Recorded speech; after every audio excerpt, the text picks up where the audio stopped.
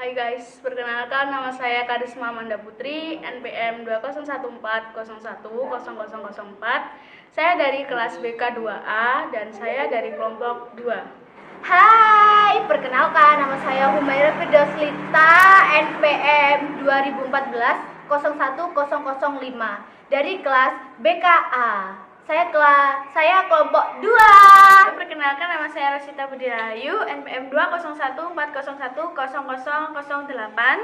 Saya dari kelas BKA dari kelompok 2. Perkenalkan, saya Rutul Fiki, NPM 20140100015. Saya kelompok 2 dari BK 2A.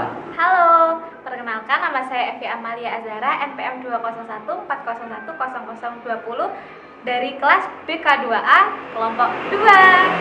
Oke, perkenalkan nama saya Garbi Barkuraidaya dengan NPM 201401040. Di sini saya dari kelas BK 2A, yang dimana juga kelompok 2. Assalamualaikum warahmatullahi wabarakatuh. Waalaikumsalam warahmatullahi wabarakatuh. Kita berjumpa lagi pada konseling BK kelompok pertemuan ketiga, yaitu topik pertemuan ketiga hari ini adalah mengatasi pertentangan dalam kelompok. Di pertemuan ketiga ini terbagi dua sesi, yaitu yang pertama adalah mengirim pesan dan sesi yang kedua adalah pendekatan menang-menang. Sebelum memasuki sesi yang pertama, sebaiknya kita berdoa dulu menurut kepercayaan dan keyakinan masing-masing. Berdoa dimulai. Hai, relax. Bagaimana kabarnya? Alhamdulillah, baik. Kita langsung memasuki sesi yang pertama aja ya hari ini ya. Sesi yang pertama adalah mengirim pesan saya. Judulnya itu. Tujuan di sesi ini adalah latihan untuk melatih menyampaikan perbedaan pendapat dalam kelompok. Di sini saya sudah menyiapkan kertas. Saya berikan dulu. Nanti saya jelaskan teknis permainannya. Ini ada kamu. Teknis dari sesi mengirim pesan saya itu adalah kalian masing-masing dari kalian menuliskan kalimat dengan kata depan saya. Cukup satu kalimat saja ya. Lalu habis itu contohnya itu saya merasa kesal karena kamu tidak membalas chattingku. Contohnya seperti itu. Silakan masing-masing dari kalian menuliskan kalimat dengan kata depan saya.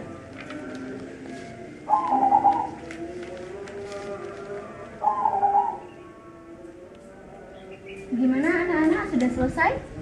Sudah. Dikumpulkan dulu nanti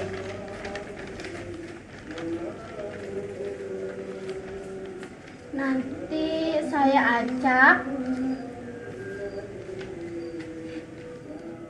Ini kertas sudah saya acak, lalu setiap kalian itu menanggapi kalimat yang ada di kertas ini dengan awalan kamu. Saya perhatikan.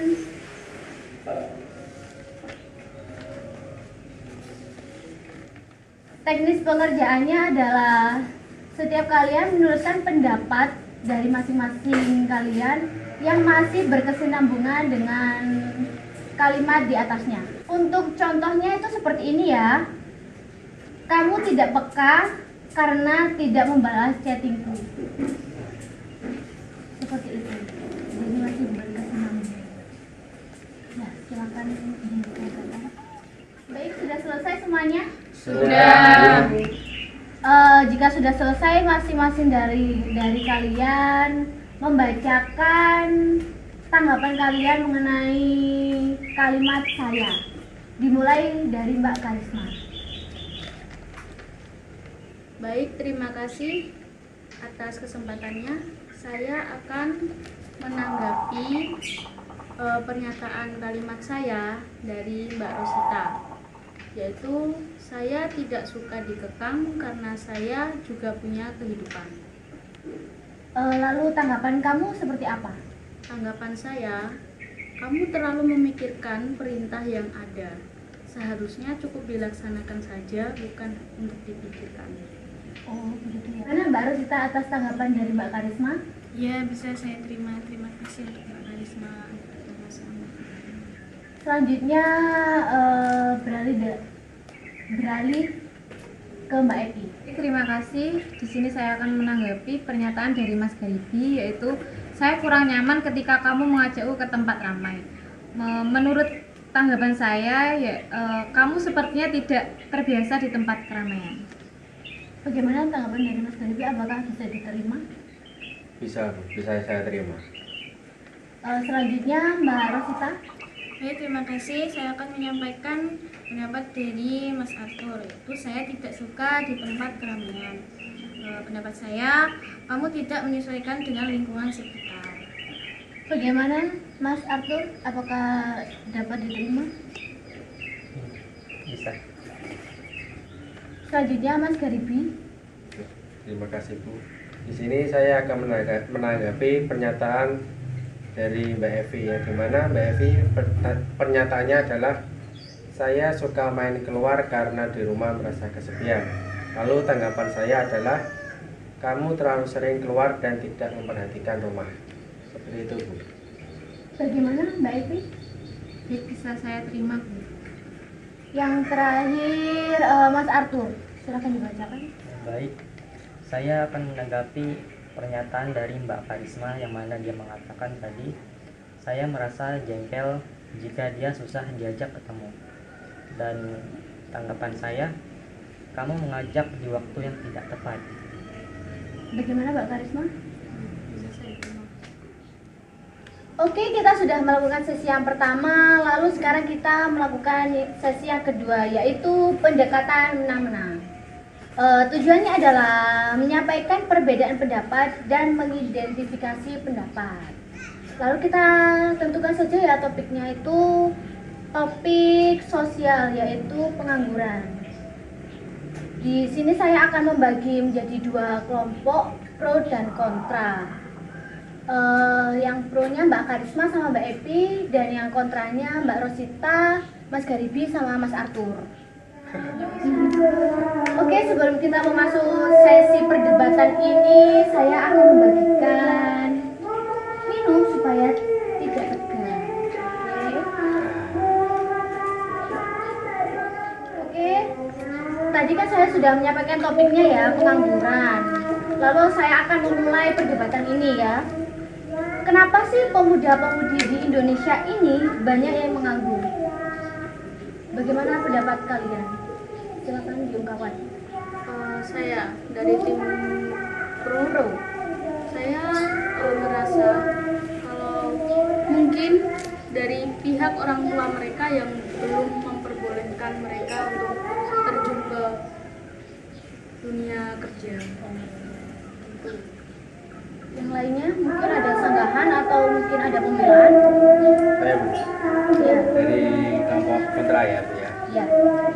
Jadi kan karena kan banyak pemuda-pemudi yang nganggur gitu ya. Jadi sebagai contohnya saja yang sarjana S1 itu kenapa mereka selalu banyaknya di rumah terus gitu. Kenapa mereka tidak terlalu berpikir terlalu pintar gitu loh Bu.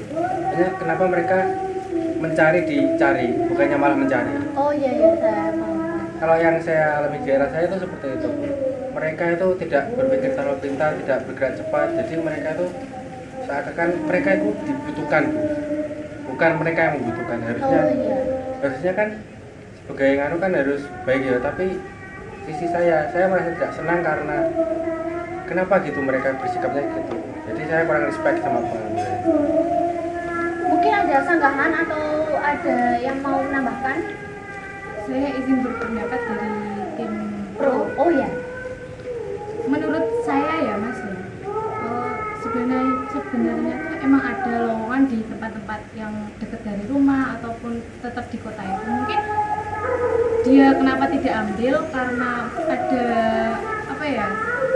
Mungkin ada permasalahan atau bagaimana, mungkin seperti gaji yang tidak sesuai dengan apa yang sudah dia kerjakan, kemudian pekerjaan yang tidak sesuai dengan apa keahlian kita. Misal kita dari pendidikan itu menjadi OB atau menjadi tukang suruh-suruh atau satpam, itu mungkin dia menjadi tidak benda menurut saya seperti itu. Yang lainnya, bagaimana menanggapi dari pernyataan Mbak Evi dari pihak pro? Apakah mungkin Mbak Karisma mau menambahi atau mungkin yang lainnya mau menyanggah? Saya ingin menanggapi dari tim kontra. Iya, baik. Menurut saya, kenapa orang yang nganggur itu bisa mencari pekerjaan yang dari yang mudah dulu, seperti yang dikatakan Mbak Evi tadi, yaitu OB ataupun satpam. Itu juga nggak hanya di daerah rumah dia saja, tapi sekarang kan udah ada internet kan. Oh iya. Kita kan bisa nyari pekerjaan itu bisa di mana saja. Itu juga tersedia di luar pulau atau di luar kota di orang tersebut. Tapi kenapa orang itu tidak mau untuk mencoba dulu dari yang bawah? Kenapa harus memilih yang langsung pekerjaan yang mewah gitu, atau pekerjaan yang terpandang gitu? Oh, iya. Bagaimana Bu Pro, mungkin ada yang mau menanggapi? Saya mau menanggapi. Ya. Ini ya Mas, ini bukan masalah dari pekerjaan yang langsung tinggi gitu ya Bu, maksudnya. Kadang tuh dari pihak orang tua yang tidak memperbolehkan anak itu ngekos atau pulang malam, bahkan sampai merantau pun mereka kadang street parent gitu loh. Jadi ya bagaimana ya, ada ikatan dari keluarga juga. Izin menambahkan dari tanggapan dari Mbak Karisma, menurut saya untuk mencari pekerjaan di luar kota ataupun di luar pulau itu juga membutuhkan biaya yang tidak sedikit. Sedangkan basic dari keluarganya pun mungkin ya kurang golongan bawah, maksudnya pendapatannya pun juga hanya cukup untuk makan sehari-hari atau keluarga seperti itu. Menurut saya seperti itu. Jadi saya akan menanggapi, saya dari tim kontra. Jadi kan katanya Mbak Evi tadi terkendala biaya lah istilahnya. Iya. Sekarang gini, kalau ada kan kayak pekerjaan gitu, kayak misalnya nih babysitter atau apa gitu yang membutuhkan kan majikannya. Jadi itu ada yang pekerjaan itu nanti dia itu dijemput, misalnya di luar kota, jadi Surabaya. Dan itu kalau misalnya itu kan ada fasilitasnya sendiri-sendiri gitu Mbak. Jadi ya kita bisa mencari dan memilih gitu, milah-milah antara pekerjaan. Oke, untuk mempersingkat waktu kita langsung mencari solusi dari ini ya. Mungkin dari kalian ingin menyampaikan solusi kalian, pendapat kalian itu bagaimana? Silakan, nggak apa-apa kalau mau. Saya Bu, Ya. yang tadi dari ini tim kontra ya, sekarang sudah Ya. netral. Ya. Sebagai kalau sudah lulus, misalkan mereka itu lulusan SMP, SMA atau sarjana, itu tidak memikirkan lulusan ya Bu ya. Terusnya mereka itu ketika mereka ingin mempunyai pekerjaan yang mungkin terpandang atau yang dengan jabatan tinggi itu, harusnya mereka bisa berpikir mulai dari bawah. Oh iya. Karena apa? Kita kalau dari bawah punya pengalaman Bu, dan punya kenalan-kenalan sama yang lain atau biasa dinamakan kayak koneksi gitu. Dengan adanya koneksi atau pengalaman kita jadi semakin gampang gitu mengumpulkan pengalaman kerjaan, ilmu pengetahuan. Nanti kita bisa beranjak ke ranah yang lebih tinggi gitu. Jadi kalau untuk solusinya ya, kalau dari saya itu sebagai lulusan atau orang yang baru lulus atau pengangguran yang mungkin tidak sekolah, bisa memulai dengan hal yang lebih kecil dahulu. Karena dengan hal yang lebih kecil nanti bisa beranjak ke yang besar. Seperti itu Bu, pendapat saya, solusi dari saya. Pendapat yang bagus ya. Mungkin dari yang lainnya? Mungkin sudah. Oh, ini sudah.